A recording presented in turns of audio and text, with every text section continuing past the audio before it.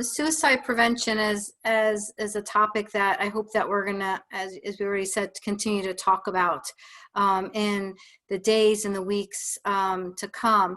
But Suicide Awareness Month is unlike any other that we've seen in recent history and recent memory. And so during COVID-19, we're learning what are some of the particular factors that we need to be perhaps more cognizant of in a manner in which that we're not traditionally accustomed to. So this is going to be an area of research that's going to certainly be ongoing, but the early numbers show, even beginning in April of 2020, 45% of adults felt really worry and stress about the virus, and they felt that it was negatively impacting their mental health. By June, 40% of US adults reported considerably elevated adverse mental health conditions associated with COVID-19.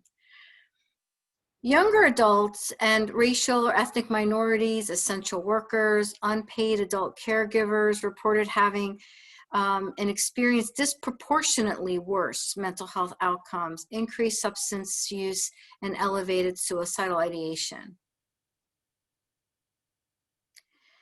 We're learning about sort of the nature and experience of anxiety and how it's evolved over time.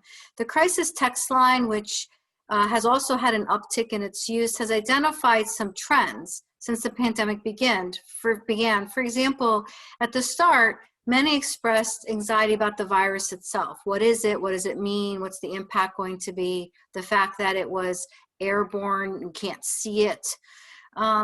And then more individuals expressed worried about their loved ones. What if they get sick? If they live with someone who is considered to be a vulnerable person, what would that impact be? And then later, the trend showed a growing concern over financial stress, especially as things remain shut down and also for an undetermined amount of time.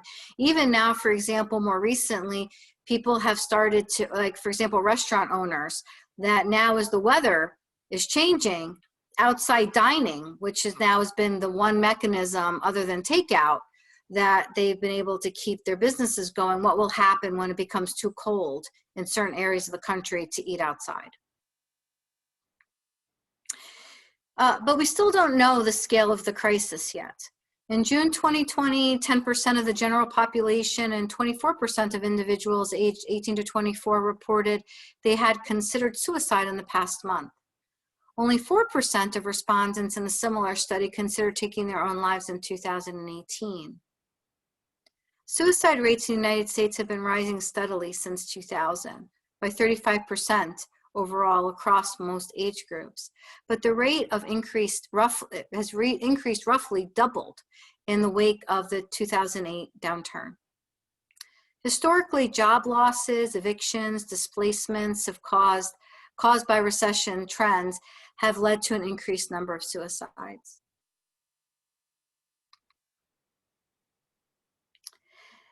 Taken the social and emotional impact is especially felt by vulnerable populations. And those might be populations where the person might have a pre-existing psychiatric disorder. And studies in the USA has suggested that more than 90% of suicide victims have a psychiatric disorder, and depression is a major risk factor for suicide, accounting for up to 60% of deaths.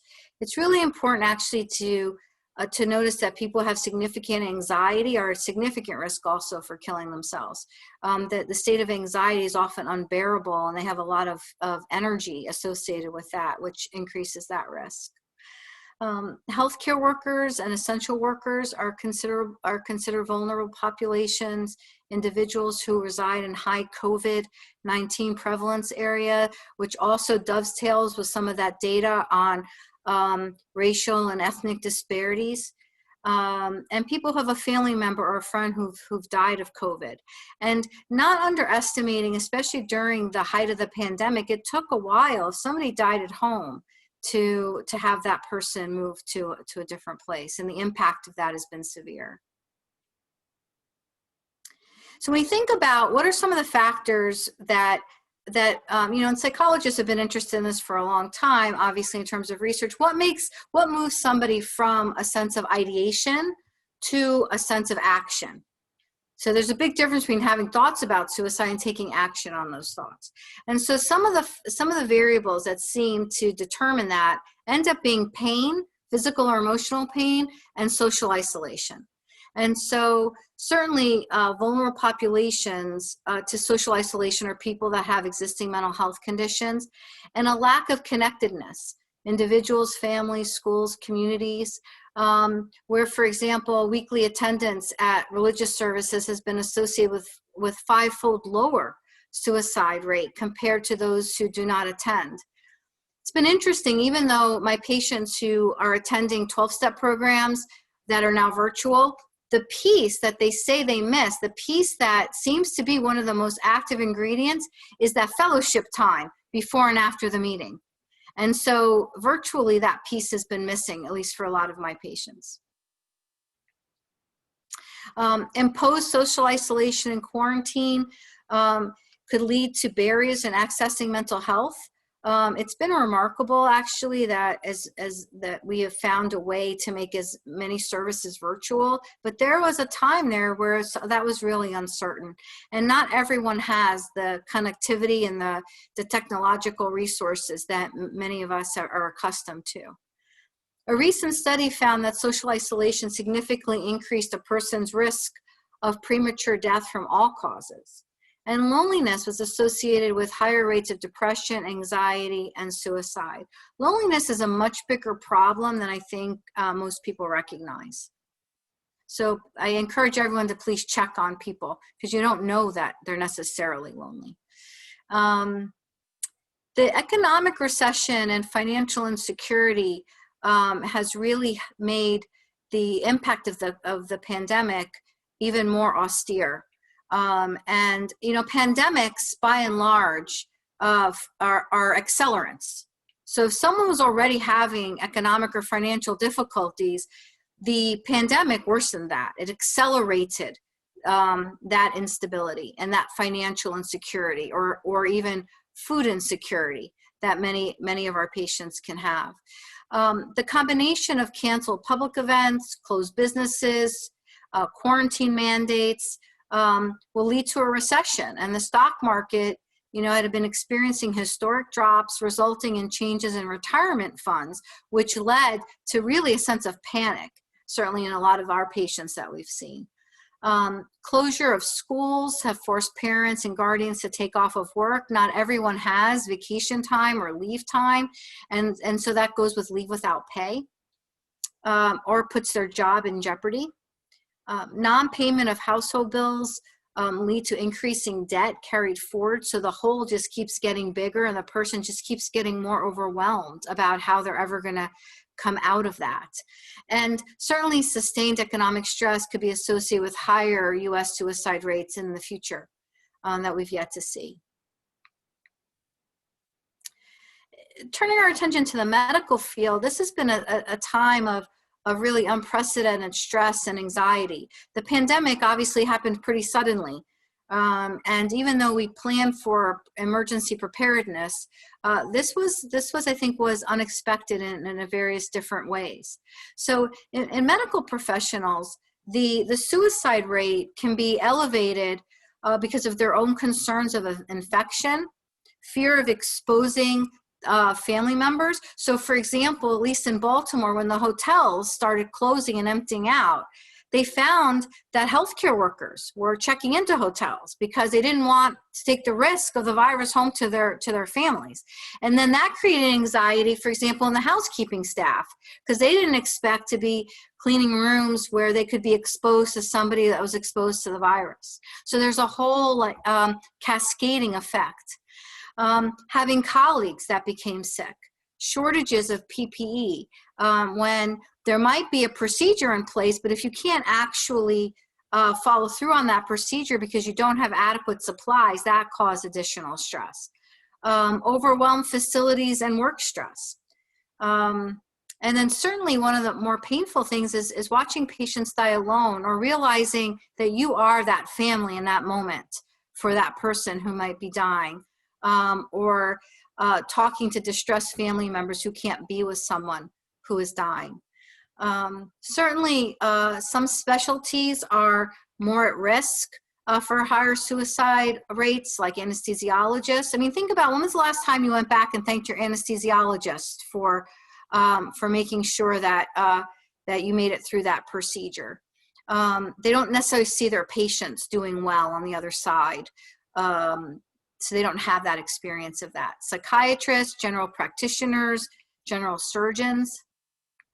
And across the board, female workers, not just female doctors, but you know, if you think about the helping professions or the service industries, they're more disproportionately women, and the pressures of their occupation plus their social and family roles exacerbates that risk.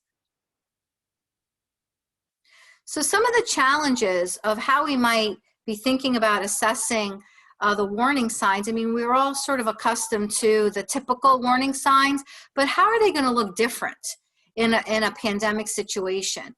You might not have occasion to run into people the way you might other times, and you might not notice some of those same symptoms because there's limited social interaction.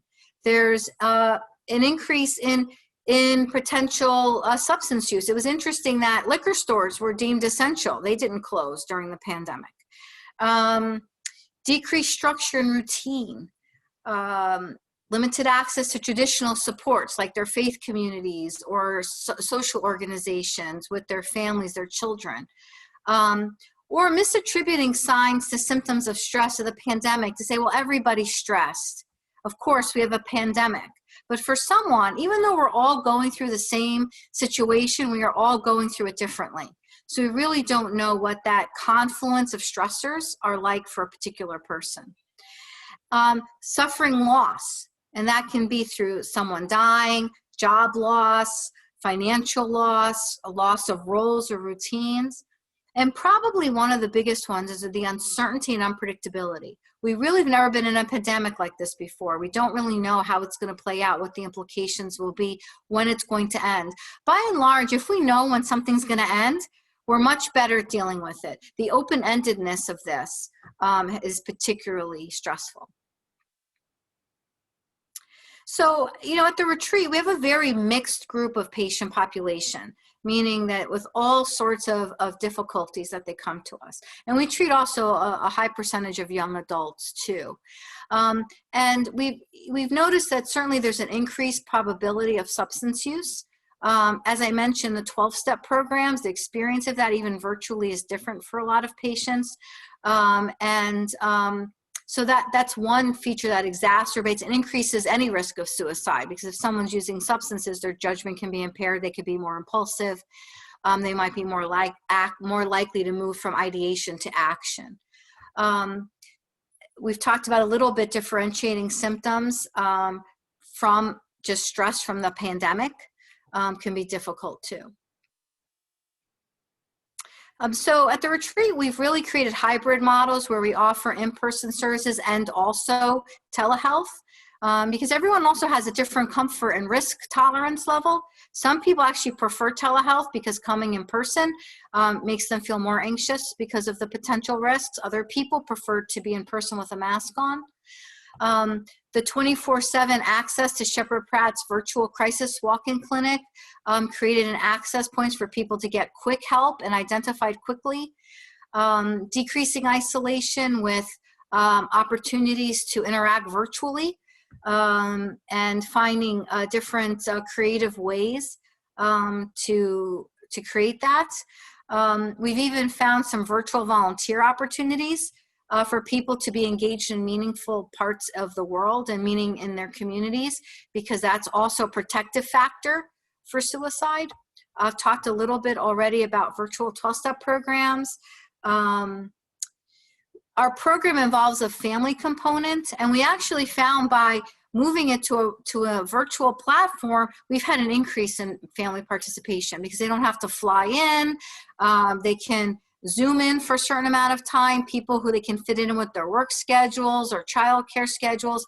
So that has been actually a very strong element. And we're actually evaluating whether some of these, even when we're all back fully face-to-face, some of these virtual options might be useful to continue in terms of increasing access. And certainly finding creative ways to support patients transitioning from home to aftercare, especially recognizing that wherever they're having their aftercare, there may or may not be as many options for them. So we've been creative in trying to support, because we all know it's a vulnerable point from moving from one level of care to another, of creating a tighter holding environment in a virtual world. Thank you. So. Thank you. Yeah, thank you for that overview. And I absolutely agree with you that it's neat to be able to think about some of the silver linings of what we've transitioned our care, what you all are doing at Sheppard Pratt at the retreat, as well as what we're doing at the dorm. I agree with you 100% that some of the things that we've added we'll hold on to, because it's forced us to get creative, but that creativity is meeting the needs of a lot of our clients. So thank you for that. So I'll just focus a little bit more about some of the mental health implications for young adults and how we're working at the dorm with suicide prevention and thinking about treatment for suicidal thoughts and ideations with young people in particular. So it's been really interesting to see the data coming out of CADC, which we were just talking about increased suicidal ideations in young adults in particular, something like 25% reporting increased suicidal ideations during the pandemic, of young adults in particular. But even prior to the pandemic, this has been an increasing problem for teens and young adults. So in the last 10 years, or from 2007 to 2017, suicidal ideation and suicide rates among 17 to 15-year-olds has increased by 76%. So we're really looking at what does that mean for our high school and college age populations, and how are we as mental health professionals addressing this issue? I know a lot of universities are really thinking closely about how to increase access, how to be a protective force on the college campuses, because what we know is that even though suicide is the 10th leading cause of death in the US population as a whole, it's the second most common cause of death for college age students.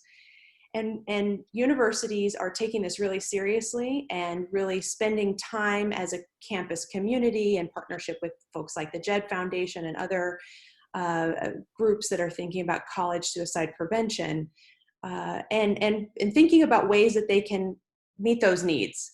But we also all know that universities are in the midst of tremendous change this fall semester in a historic way when responding to the pandemic, and really needing to pivot to meeting the needs of so many university students now spread out potentially across the country and the world, and providing services remotely as necessary, and trying to think through all of the nuts and bolts that includes. And so, a lot of universities are not really well equipped to support ongoing mental health problems and also accessing care, both sometimes at the university, although that can be a pretty low threshold, but then accessing care outside of the university and transitioning the short-term support that universities can provide to long-term support is an especially difficult challenge in the midst of this pandemic. And I think that one of the things that we can do as a mental health community is really think about how we can partner with universities, partner with campus mental health providers, and think about ways that we can make sure that we're meeting the needs and making mental health care accessible. To continue on in the conversation about making sure that you all and the folks that you work with have the information that you need to think about how to just keep your eye out for any suicidal ideation. Risk factors for suicide are so important. We've already discussed several of those.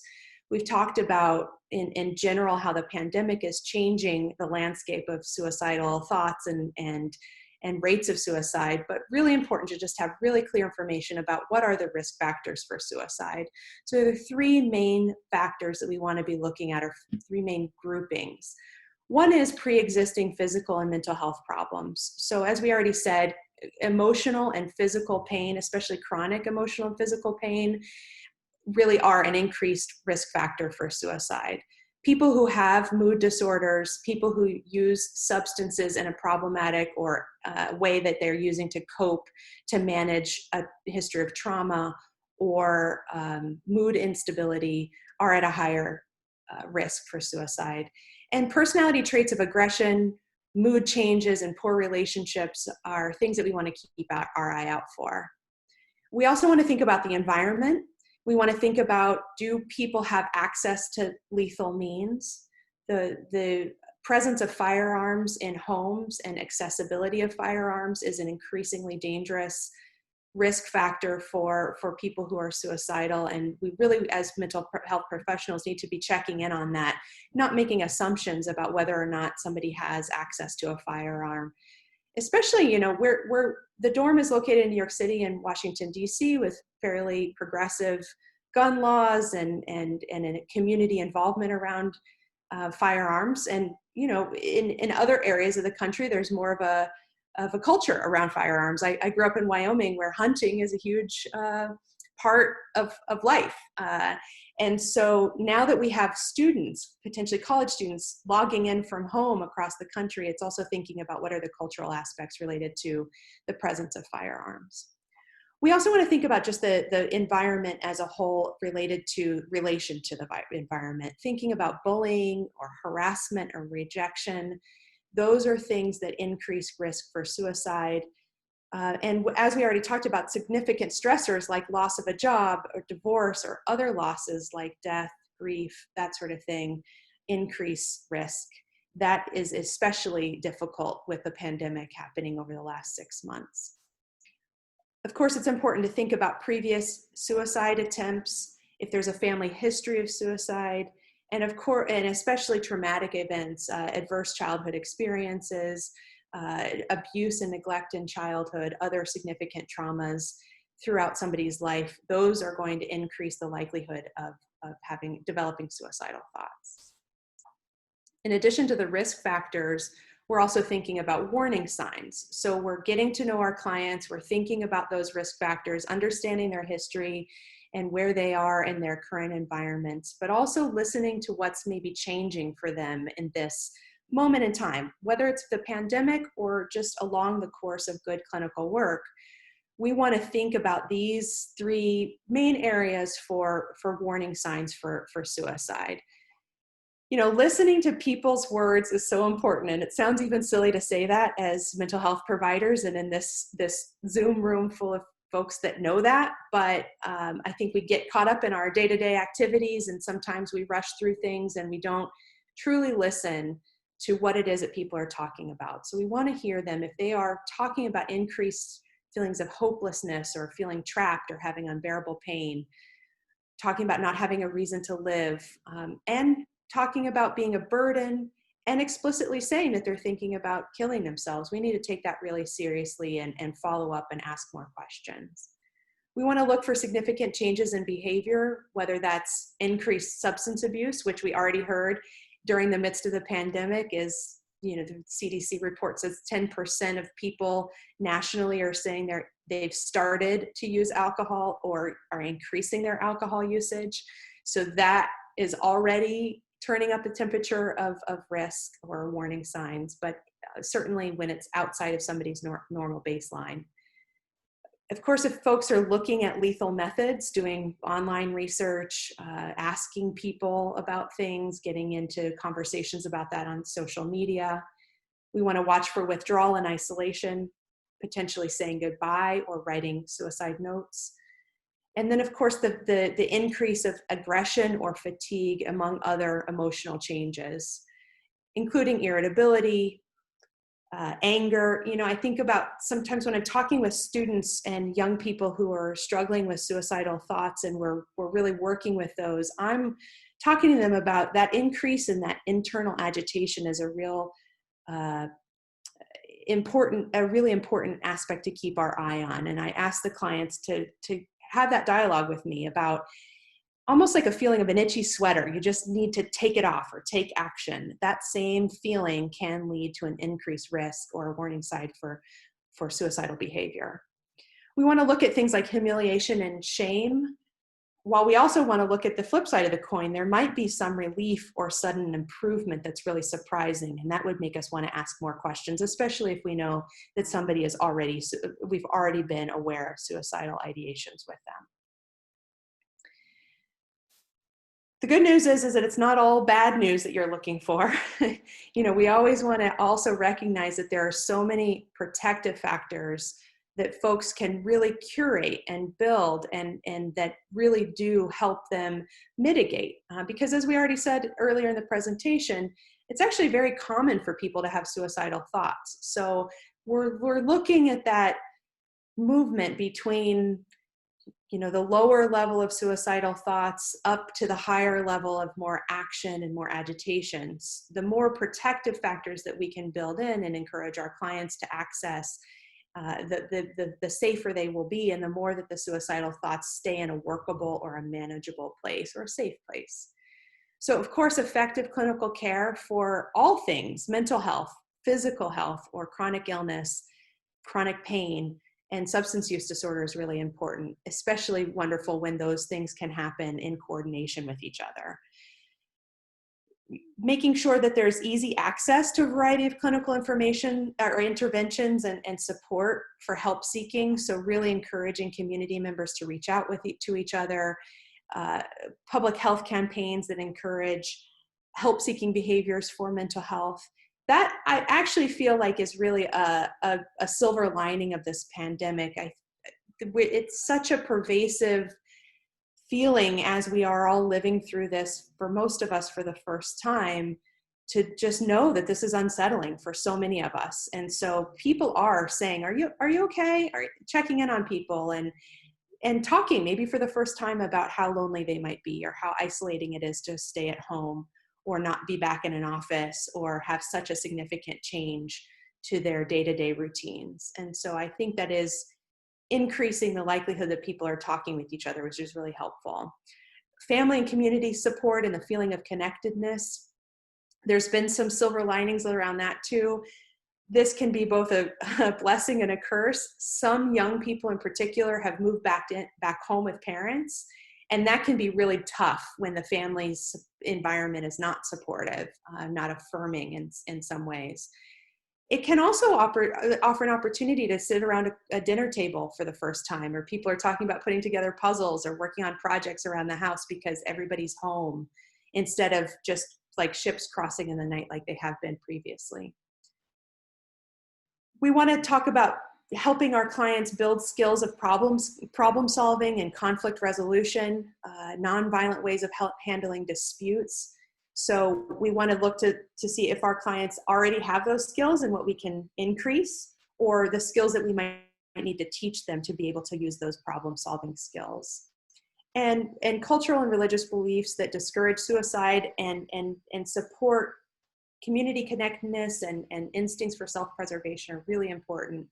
That is participating in religious services or fellowship like we were talking about, but it is also about the feeling of connection to the larger community, to family, to the culture as a whole.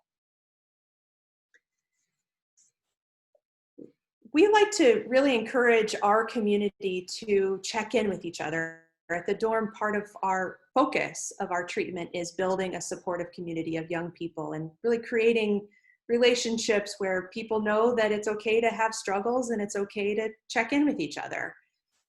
But I think as a larger community in the United States in particular, and across the world, depending on different cultural aspects, it can be a taboo or have a stigma about not talking about suicide.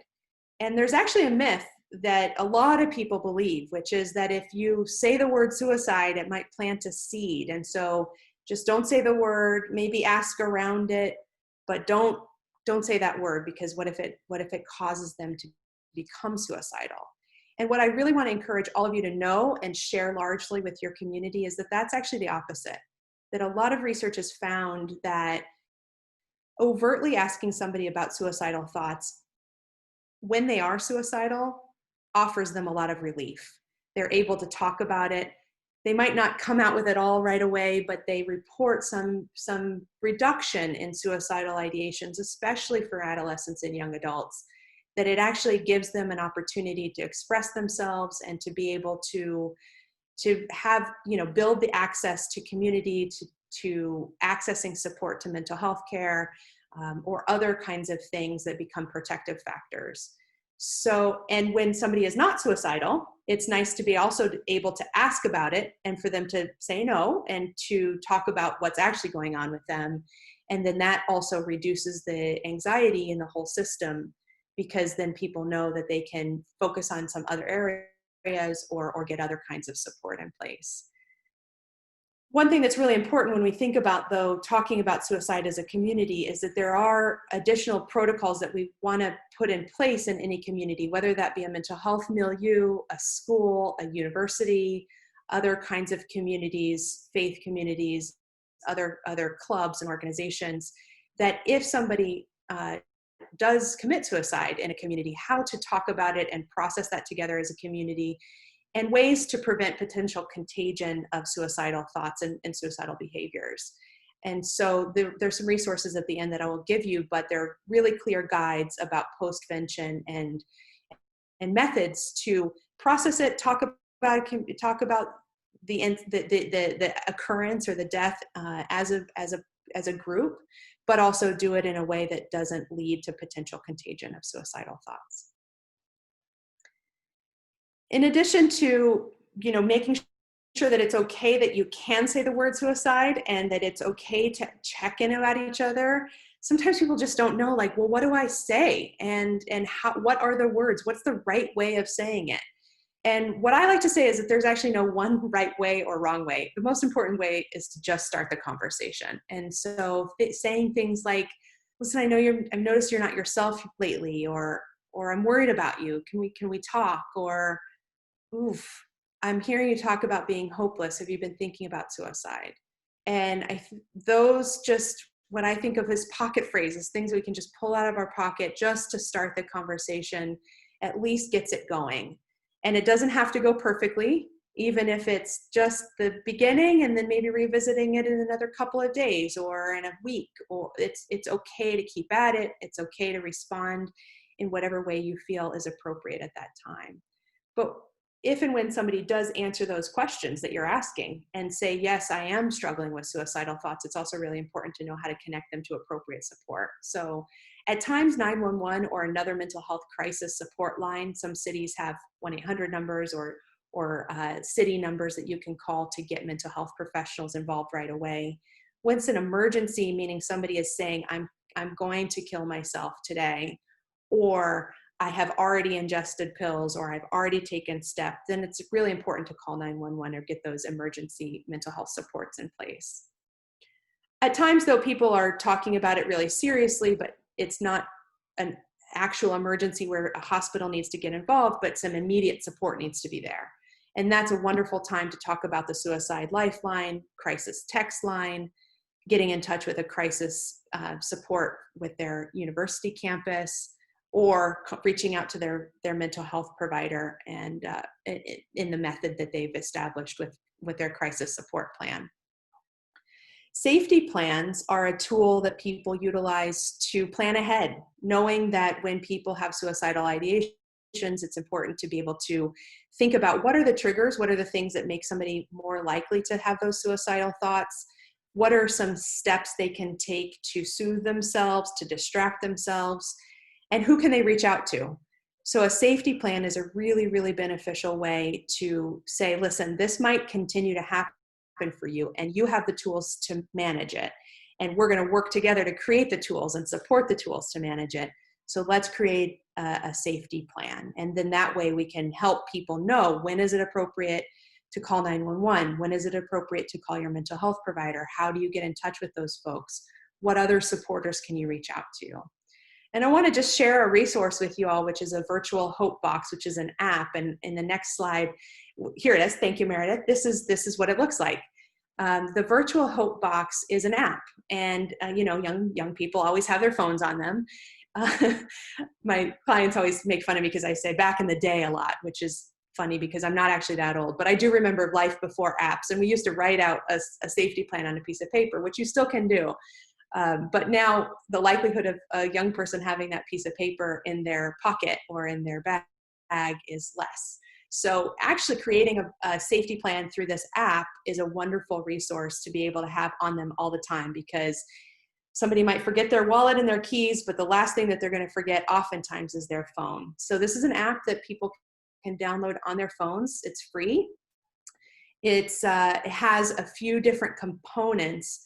One of them is distraction and relaxation and breathing techniques, which you can see on these 3 additional pictures. So there's a place to just play Sudoku or do a word search.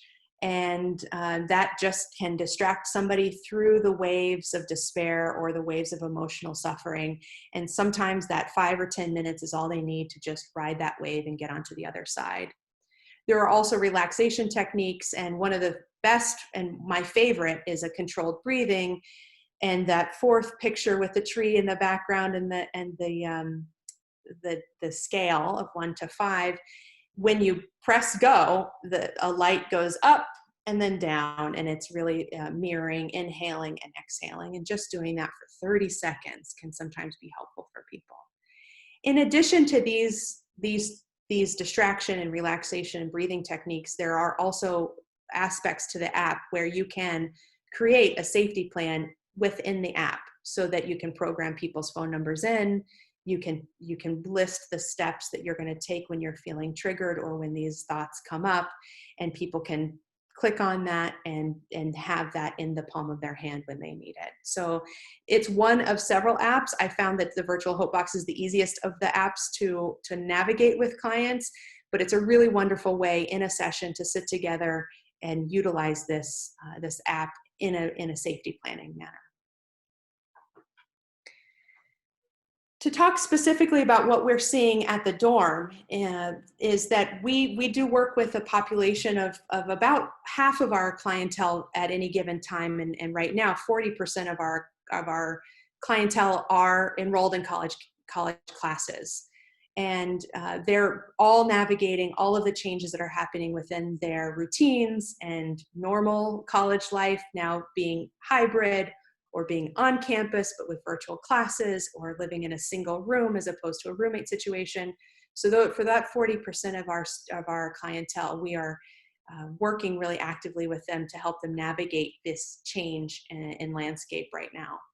About 20% of our clients are on a medical leave for college, and that might be because of medical or mental health issues, or knowing that they need to just step aside because they need to stabilize in some ways or gain some skills before they go back successfully to college.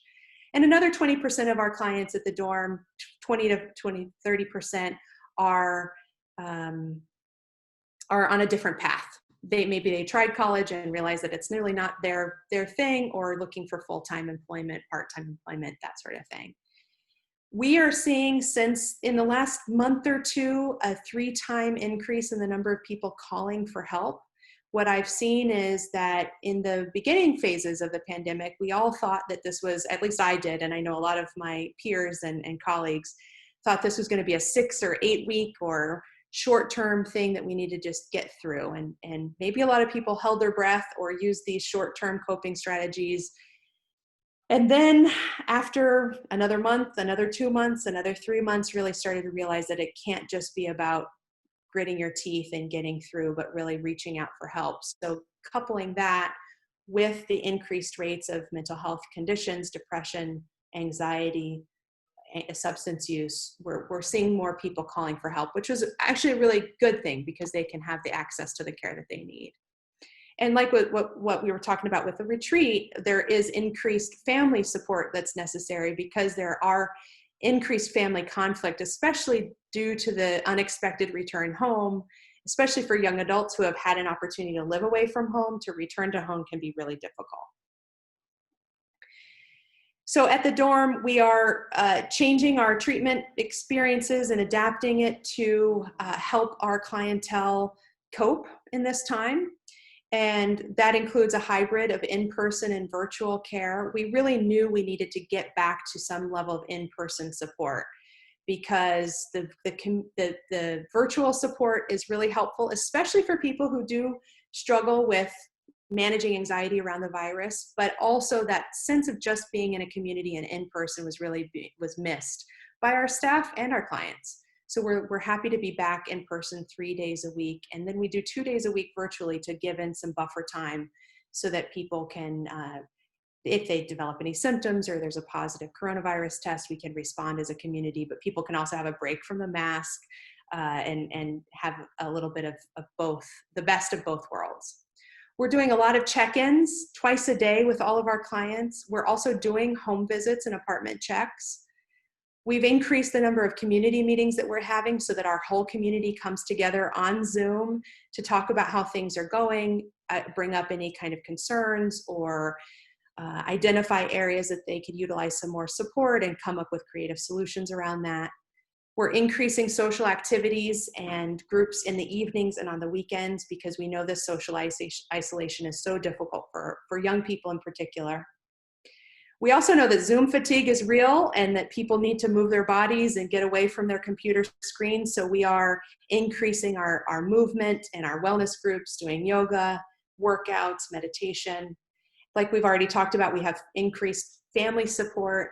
Some of the family support that we're increasing is exactly what we were talking about before, about how we're going to hold on to that for the long term. And then opportunities to connect with our alumni and volunteering and giving back, because we know that thinking about something outside of yourself really can be a protective factor and feel so good for people who are in the process of mental health and substance abuse recovery. Just to end quickly, I want to just share with some resources for you all. I mentioned a couple of these things, and I want to make sure that you all have the links and some tools to leave with. Like John said, we will send out a PDF of the slides, so you'll have these links. But the JED Foundation has a wonderful public health campaign, which is called Seize the Awkward, which is just really fun little video clips and GIFs and images to help young people learn how to talk to each other. And they just really talk about how it's just awkward, but it's okay. And so I encourage you to check that out. It's really fun. There's another campaign called Pressure to Be Perfect, which talks about the use of social media and Instagram in particular, what to look for warning signs when you're seeing somebody talk about something on Instagram that could become a warning sign or is problematic, but also how to use it for, I'd say social media can be used for good or evil. And so we want to really encourage our community to use social media for good and not for evil. The American Foundation for Suicide Prevention is a wonderful place to get a lot of information about how to prevent suicide and address suicide in communities. And they do offer a toolkit for postvention. So the toolkit for schools can be adapted to other communities too, whether that be a mental health milieu or other church or religious association, other kinds of groups. And then they also have other resources around teaching folks how to talk with each other about suicide prevention. I want to highlight Sheppard Pratt's Lunch and Learn series. This month is Suicide Prevention Month, so there will be additional lunch and learn opportunities to learn more about suicide prevention, and you can follow the link to learn more about that, as well as other continuing education opportunities through Sheppard Pratt. And then Mental Health First Aid is a nice general training for non-mental health practitioners to get a robust understanding of what are some of these mental health conditions and how to be of support. And finally, crisis response or crisis resources are so important. It's really, really important to talk with your clients and make sure everybody knows the National Suicide Prevention Hotline phone number. A lot of young people in particular might not call a 1-800 number, but they will text. So the crisis text line is a really important resource, just texting START. Crisis text line is also partnered with the Steve Fund to offer specific supports to young people of color. And we know that that is a double whammy with the recent CDC report of being a young person and a person of color can increase adverse mental health reactions to the pandemic. We also have the Trevor Lifeline here for LGBTQ youth, Trans Lifeline for transgender people, and support in particular by transgender people. And then what we mentioned before, the Sheppard Pratt's virtual crisis walk-in clinic, a really important resource for folks in the area to be able to access psychiatric triage. So please join me in thanking our partners at Sheppard Pratt. And I know we have about 10 minutes or so now to pass it on to Dr. Amanda Fialk to facilitate a Q&A. Have an opportunity to have a conversation as a community. Thanks, everyone. Thanks so much for the great information and presentations as well. It's a difficult topic to listen to, but certainly an important one, and a really important one right now, especially given what we're going through with the coronavirus pandemic. I do see in the chat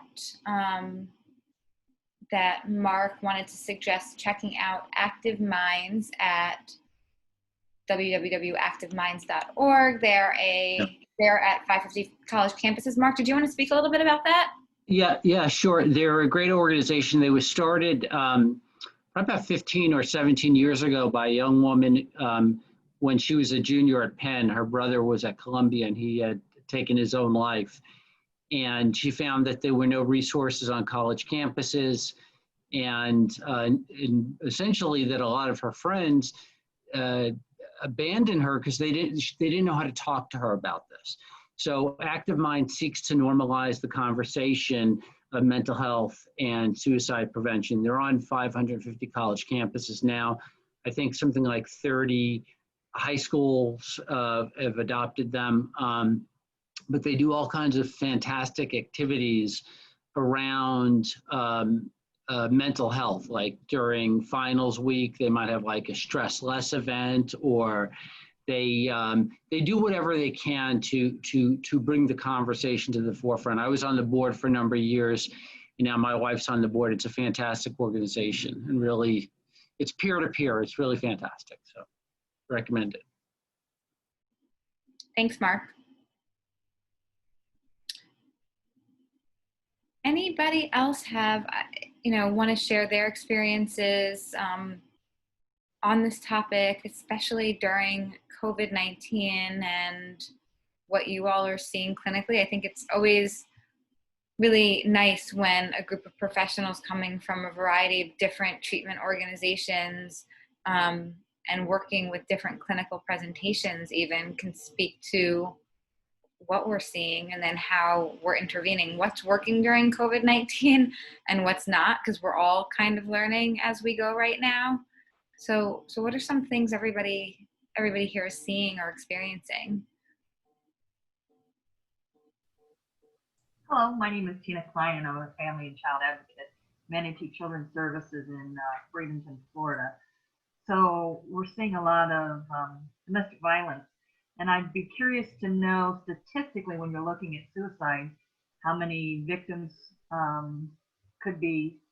many people commit suicide because they're in a domestic violence situation and have lost hopelessness.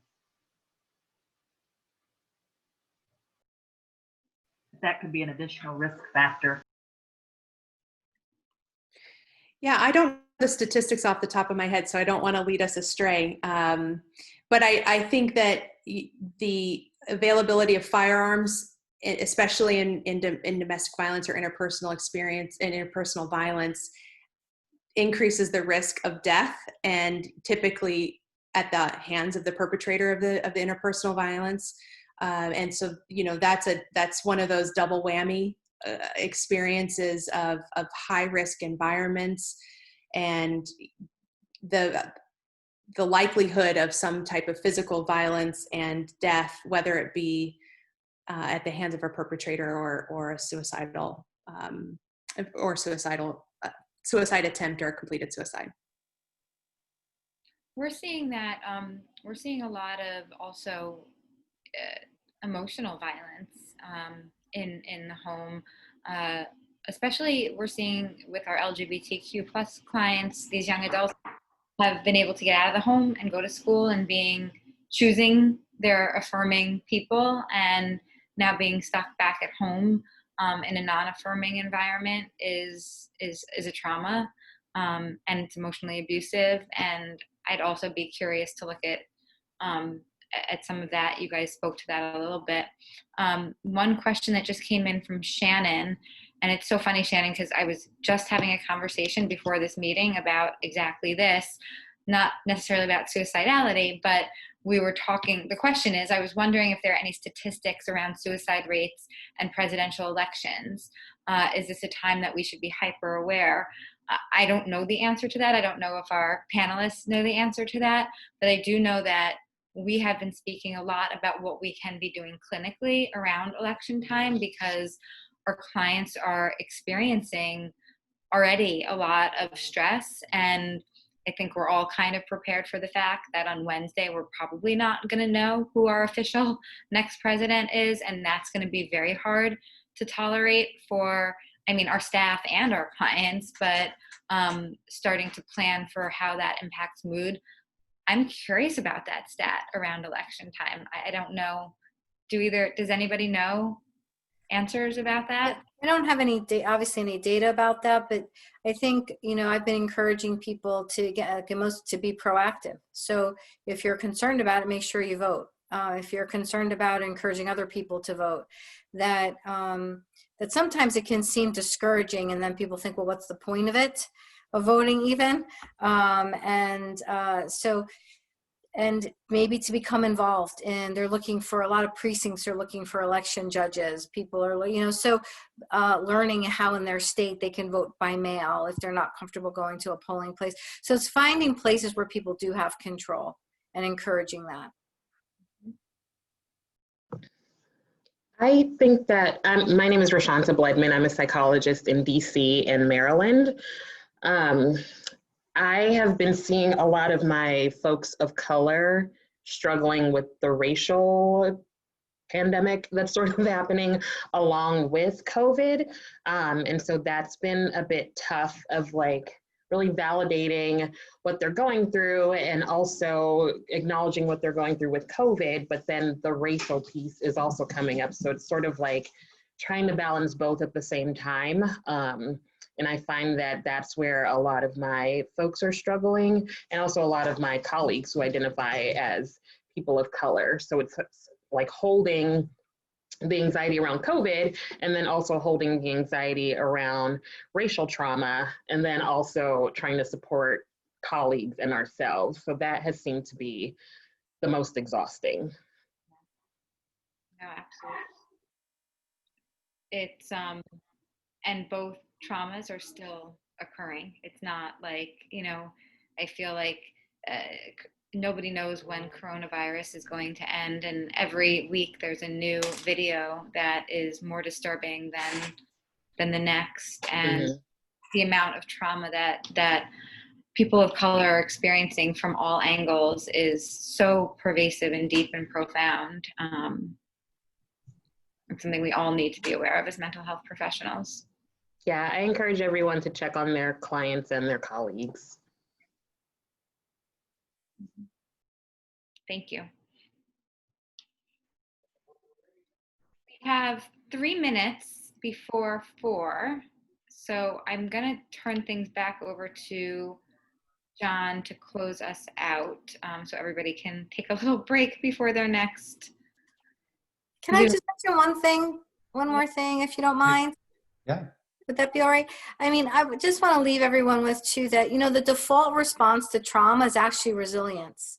And so, and while we're talking about suicide, our patients, our colleagues, our friends, there's a tremendous capacity of the human spirit to overcome. And so if we can join in that space with our clients, I think, and even if we change one variable, completing suicide is like getting hit by a bus. Like a confluence of variables have to come together at a specific point in time. And even though we might not be able to address all the different factors, even if there's one factor that we can influence, and even if we can sort of join our patients and our clients in the point of resilience, I think our outcomes will be very powerful. Thank you, Dr. Mouratidis, for closing us out with those comments. Thank you, Sarah, for the presentation. Thank you, Amanda, for leading the Q&A. I'm eager to continue this conversation. As Roshana pointed out, both of these pandemics are not going anywhere. And this is just a beginning of a ongoing conversation that we're looking forward to continuing to be a part of. So we'll be following up with the slides, with all of our personal contact details. So please feel free to reach out. We're here every Thursday at 3 o'clock for these roundtables. I think this is number 18. We started them in mid-March. So thank you guys for joining us today. Next week, we have Dr. Ross Ellenhorn from Ellenhorn joining us for a CEU event on mental health recovery and community integration. So we look forward to seeing you next Thursday at 3 o'clock, and enjoy the 1 minute we all have before our 4 o'clock. Bye, guys.